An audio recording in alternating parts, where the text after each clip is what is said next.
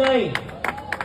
આ ગાડીમાં ખાલી ઓવરટેકમાં કોઈ આમ હાથ દેખાડતું ને તો વાહન ફરીને મારતા અમે.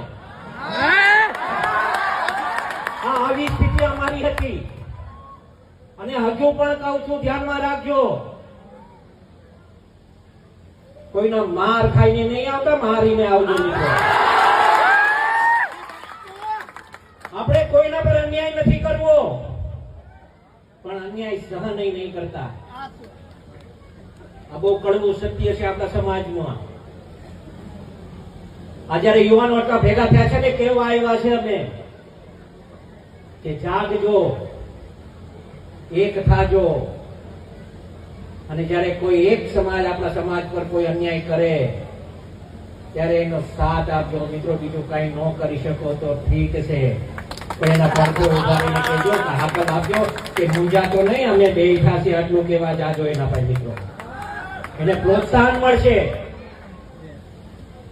અમે તો ઘણું બધું નહીં તો ભૂતકાળમાં જોયા છે. અમે એનો દાખલો આપું, કોઈ માર ખાતું હોય ને ત્યારે અમે પૂછવા જતા, એટલે કેવા તો કે કોળી, માર ખાનારો કોળી હોય. આ ભૂતકાળમાં અમે દાખલા જોયા છે. આખું ગામ આપણું હોય, સરપંચ આપણાનો હોય, આખો તાલુકો આપણો હોય, કોઈ બીજા ચૂંટાયેલા વર્ગ આપણો ન હોય. આવી સ્થિતિ અમે જોઈ છે, પણ હવે નથી એવી.